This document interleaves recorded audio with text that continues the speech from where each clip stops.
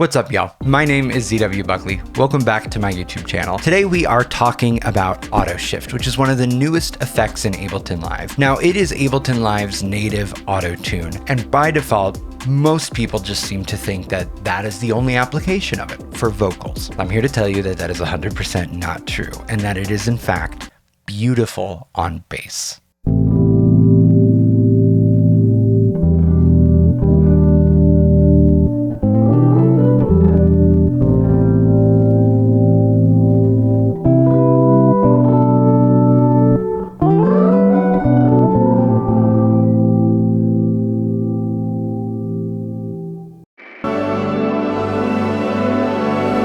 All right, now if you play bass or guitar, then you might be thinking to yourself, isn't this just pitch shifting? We've had octave pedals since pretty much the 60s, so what is different here with auto shift? And that is a great question, because there are two particular things that make auto shift really worthwhile. The first is scale quantization, and that just means that auto shift is going to make sure that it is always pitch shifting to a note that is in the key of your song or clip. The second is formant shifting, which simply means that it will keep the note it's intended to play, but it will shift all the other frequencies in the signal to change the character of the sound. Now, these features set auto shift far and above your normal pitch shifting pedal before we even start talking about things like Ableton's instrument rack and combining it with other effects in live. Let's jump in. I'm going to turn on auto shift, and the control that we want to deal with here is use current scale. It is a toggle up on the right hand side. Now, because I have the scale for this clip set to A minor, it is going to pitch shift accordingly. So I'm going to, instead now shifting just by semitones, we're going to shift down here at the bottom by scale degrees. So if I want to harmonize in fifths, that would actually be 4 scale degrees up from our first note. So I'm going to select 4 scale degrees, and I'm going to set the wet dry to 50-50 so we can hear both notes. And this readout in the middle here is going to show the pitch shifted signal.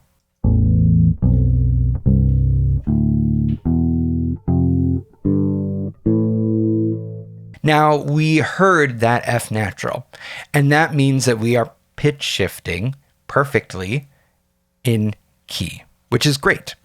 Now let's go to thirds. So that's going to be 2 scale degrees up from the root.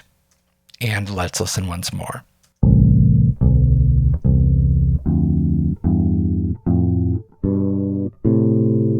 Now that sounds good. It's a little bit murky because close harmonies in the low bass range is going to be just a bit muddy.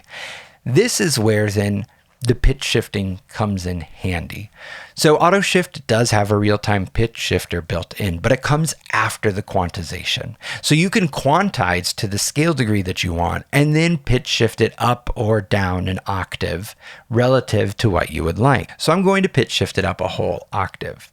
And that means that we're going to then have the dry signal coming out from the bass, and then we're going to have it harmonized a perfect third and an octave above. This is going to create an open voicing, and it's going to sound really nice.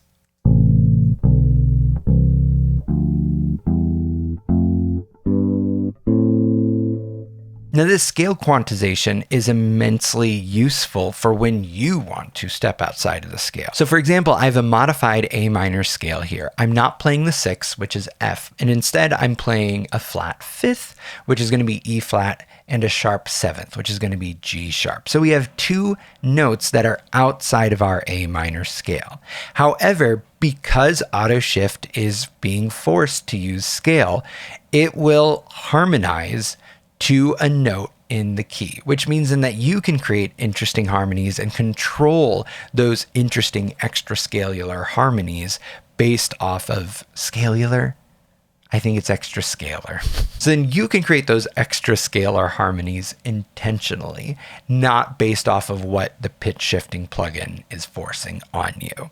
Let's listen.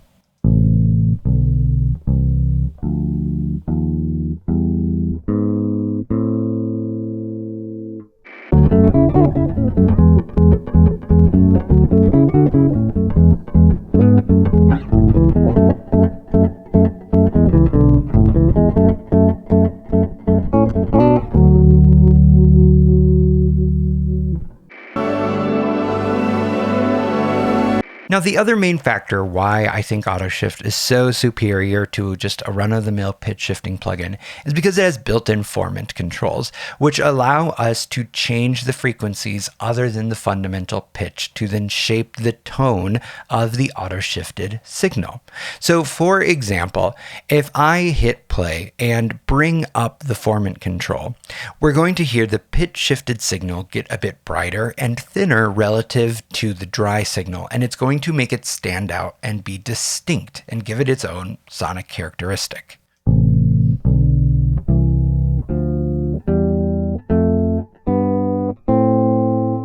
By the time we hit 100%, it pretty much sounded as if it was a guitar and a bass harmonizing. Now, we can also go the opposite direction and make the sound quite darker. And in this instance, it's going to blend so much more with the bass.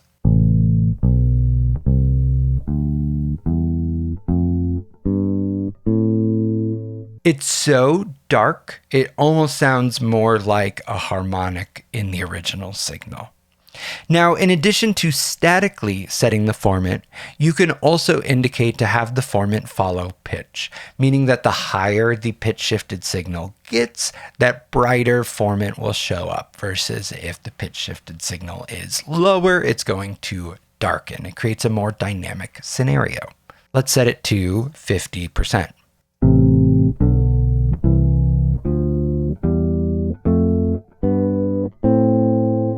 And so even there, it was a little bit brighter at the very end than it was at the beginning. Let's reset that back to 0, and let's tab over to the LFO to talk about the final way in which you can modify formants. So AutoShift has a built-in LFO, and you can route it to control the pitch, the formant, the volume, or the panning.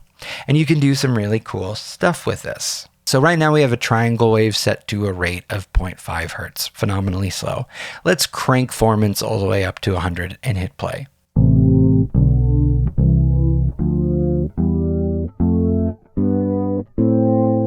It almost sounds chorus-like. If I go ahead and crank up this rate, we're going to really hear this effect.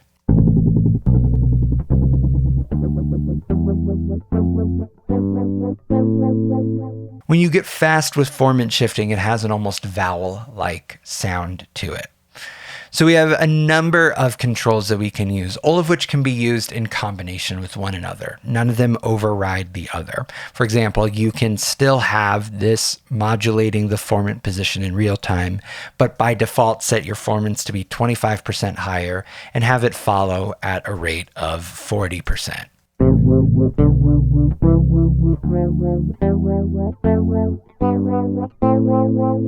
This gives you so much tone shaping possibilities. I love it. Now, so far we've looked at just AutoShift in and of itself on the bass. Now, when you combine it with other effects in the chain, you can start to create some really magical results, as you've heard in the little performances peppered all throughout this video. In the rack here that I have created, which I have called Heaven is a Bass on Earth because I have no soul. So for this first variation here, I have AutoShift creating that harmonized thirds plus octaves. And then I have a really quick delay pitch shifting the entire output, wet and dry of AutoShift, up a perfect fifth. So it creates these really large, open seventh chords, and that sounds so good.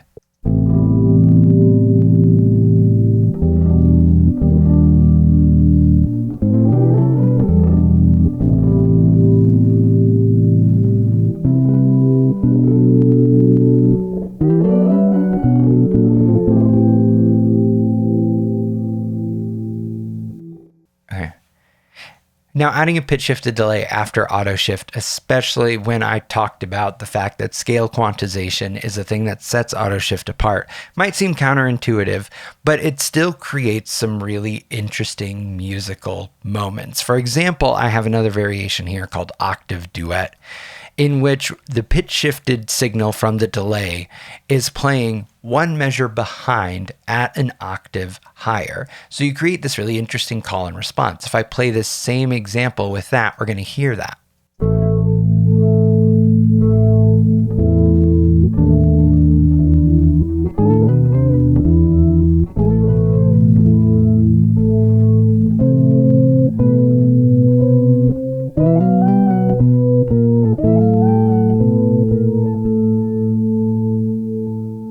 So as you're experimenting with auto shift on your own recordings, run other processing after it to really make it shine. Now, as always, if you want to support the channel, you can pick up this rack on its own from my website. It's also included for 50% off in my total bundle. Link is in the description or the card above. And if you already own Total, you can go download this right now for free of charge. As always, thank you for supporting my channel already. Thank you so much for watching. As always, please consider liking, subscribing, and leaving a comment. I'm working really hard to try to grow this channel to 10,000 subscribers by the end of 2025. And your support, as always, truly means so much to me. Till next time.